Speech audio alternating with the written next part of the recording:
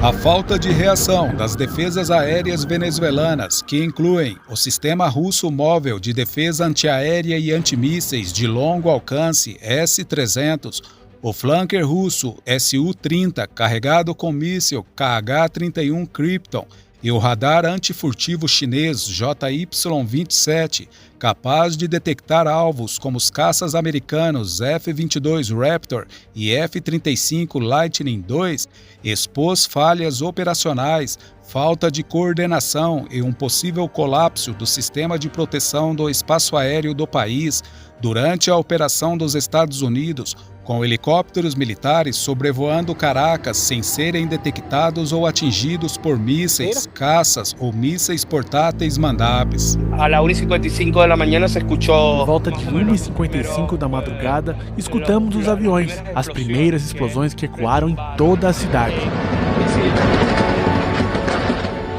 De casa, as pessoas filmaram assustadas ao ataque do exército americano. O escudo russo sobre Caracas, a tão alardeada defesa aérea da Venezuela, que também inclui lançadores de mísseis terra-ar Buk M2, deveria ser uma cúpula de ferro capaz de envergonhar os Estados Unidos e afundar seus navios.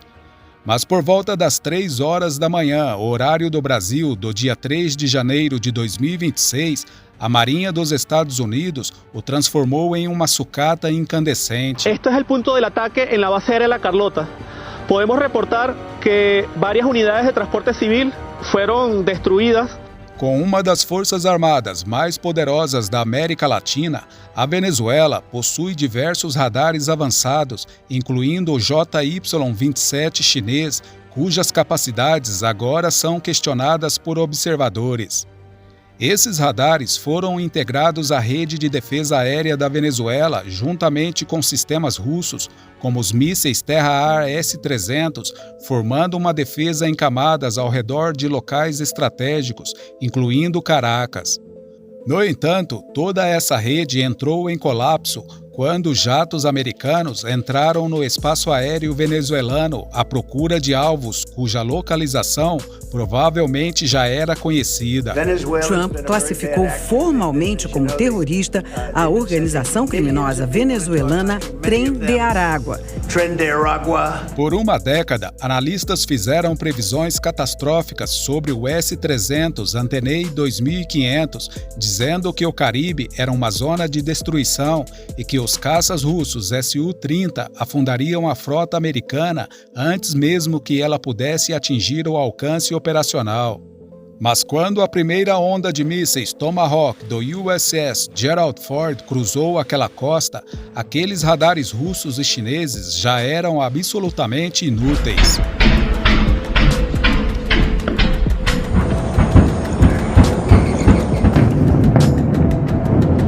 Foi tudo tão perto, era como se estivesse aqui. Tipo em filme, helicópteros descendo. A operação militar de precisão, com o codinome Absolute Resolve, envolveu o 160º Regimento de Aviação de Operações Especiais, conhecido como Night Stalkers. Essa unidade do Exército dos Estados Unidos forneceu apoio aéreo essencial.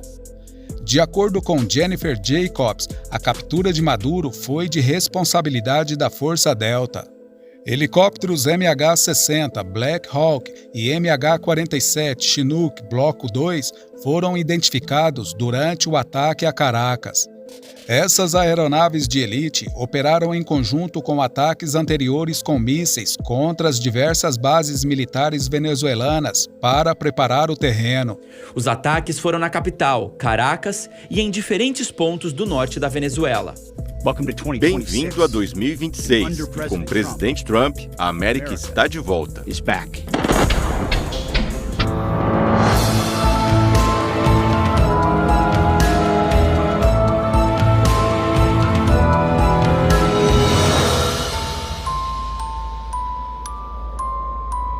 Um dos alvos prioritários era a base aérea Generalíssimo Francisco de Miranda, localizada em La Carlota.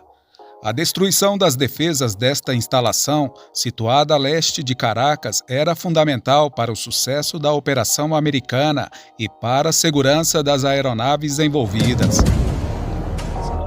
Os estrondos eram tão altos que as paredes tremeram, os vidros das janelas tremeram. Em teoria, o S-300 russo é um verdadeiro pesadelo. É uma fera móvel sobre esteiras, projetado para interceptar mísseis de cruzeiro a até 250 quilômetros de distância. Era o sinal de alerta máximo da Marinha dos Estados Unidos. Lançadores de mísseis terra-ar Buk M2, também de fabricação russa, foram confirmados durante a operação. A Venezuela adquiriu 3 desses sistemas em 2013. Eles eram também o principal objetivo para permitir a abertura de um corredor aéreo seguro para os helicópteros dos Estados Unidos. Então, como a Operação Absolute Resolve conseguiu romper a defesa aérea da Venezuela em 20 minutos, o S-300 depende do radar de orientação 9S-32ME, mas o radar tem uma falha que pode ser explorada. Ele precisa emitir sinais muito fortes para ser detectado. A ala aérea do porta-aviões Ford, os Growlers e os F-35C não apenas bloquearam esses sinais, eles os encobriram completamente. Forçaram os operadores venezuelanos a aumentar a potência de seus radares para conseguir enxergar algo em meio à estática. Essa era a isca. No instante em que esses radares se iluminaram, tornaram-se faróis para os mísseis anti-radar dos Estados Unidos. Os sistemas construídos pela Rússia foram projetados para a área plana e aberta da Europa Oriental, não para os relevos acidentados da costa venezuelana. Os mísseis Tomahawk foram disparados e quando as baterias em La Carlota finalmente perceberam a aproximação, eles já estavam abaixo da linha do horizonte de radar, usando as próprias montanhas que deveriam proteger a capital como cobertura. O resultado, o escudo russo virou sucata. Os helicópteros e as explosões tomaram o céu de Caracas na madrugada de sábado. Era o início da Operação Resolução Absoluta. Já o JY-27 é um sistema de radar de banda VHF fabricado na China.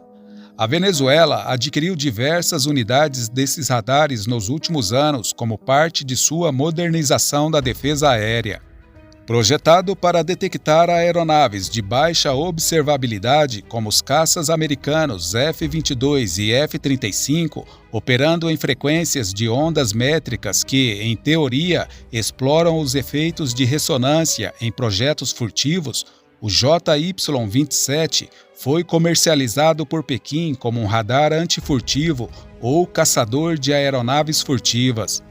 No entanto, esses radares pouco fizeram para defender a Venezuela de um ataque iminente. Abre aspas. Na operação para capturar, prender Maduro, as forças americanas não só provaram a inutilidade da defesa aérea russa, como também da tecnologia chinesa. Este é um vídeo promocional chinês para o seu radar antifurtivo JY-27, do qual a Venezuela comprou 9 unidades e nenhum deles conseguiu detectar as aeronaves que se aproximavam, ficando incapazes e inoperantes durante a missão, avançou o jornal Eurasian Times. O editorial ainda destaca: vale ressaltar que os Estados Unidos realizaram a operação aproveitando sua superioridade tecnológica.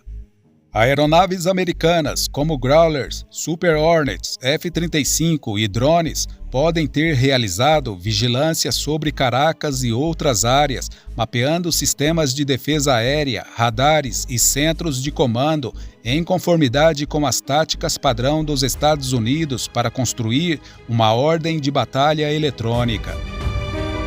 Por exemplo, a Força Aérea dos Estados Unidos havia revelado que seus F-35 realizaram operações SEAD, supressão de defesas aéreas em larga escala durante a Operação Martelo da Meia-Noite contra o Irã, em junho de 2025. Ao chegar no espaço aéreo iraniano, caças americanos se juntaram à esquadrilha e lançaram mísseis para abrir caminho. No entanto, não podemos afirmar se os caças furtivos realizaram missões SEAD na Venezuela até que a Força Aérea dos Estados Unidos divulgue informações técnicas específicas.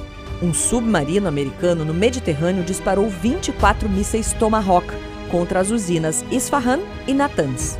Mas o principal alvo era a usina mais protegida do Irã, Fordow.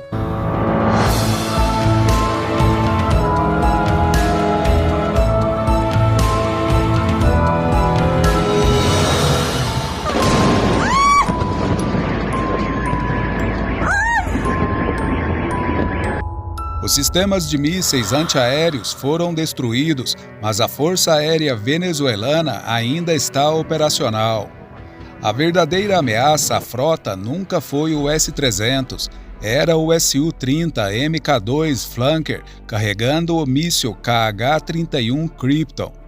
Este é um equipamento devastador.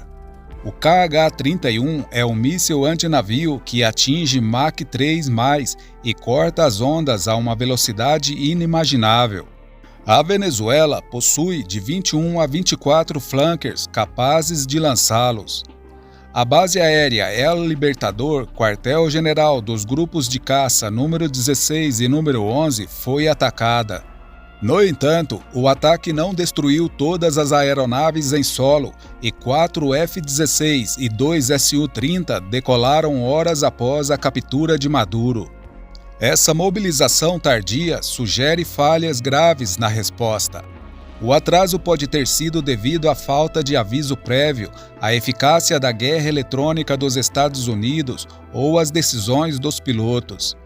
É provável que aeronaves EA-18G Growler da Marinha dos Estados Unidos tenham atuado para desativar os radares venezuelanos. Outro aspecto inexplicável da operação foi a inatividade dos mandapes.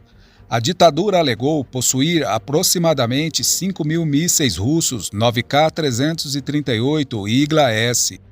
Mesmo que esse número seja exagerado, centenas desses sistemas representariam uma ameaça letal para os helicópteros americanos. O ditador Nicolás Maduro disse que o país tem mais de 5.000 mísseis de fabricação russa para proteger a paz e a estabilidade do país. Esses mísseis portáteis são fáceis de implantar e difíceis de detectar antes do disparo. O risco para a operação era alto. No entanto, os helicópteros americanos voaram sem impedimentos, levantando suspeitas sobre a disposição das tropas venezuelanas em lutar, o que sugere colaboração das Forças Armadas venezuelanas. A Operação Absolute Resolve foi uma obra-prima técnica. Ficou provado que o hardware russo não consegue lidar com o software americano. A China, aliada da Venezuela, disse que os Estados Unidos violaram a Carta das Nações Unidas. O S-300 está efetivamente morto e o Gerald Ford está patrulhando a costa. Mas não confundam superioridade aérea com vitória. Os Estados Unidos arrombaram a porta da frente, mas a casa é um labirinto e as luzes estão apagadas. A Venezuela não vai mais enfrentar os Estados Unidos no céu. Eles vão esperar na selva, onde os sensores não funcionam, as comunicações falham e os drones são cegos. O Departamento de Estado americano publicou nas redes sociais: "Este é o nosso hemisfério e o presidente Trump não permitirá que nossa segurança seja ameaçada." Se você chegou até aqui e gostou do vídeo, nos incentive deixando seu like, assinando o canal e compartilhando. Isso realmente ajuda o canal a crescer e a cada dia produziremos vídeos com maior qualidade, bem como notícias atualizadas. Se Deus nos permitir, até o próximo vídeo. Forte abraço! Por enquanto, o que muitos venezuelanos querem é celebrar o que aconteceu.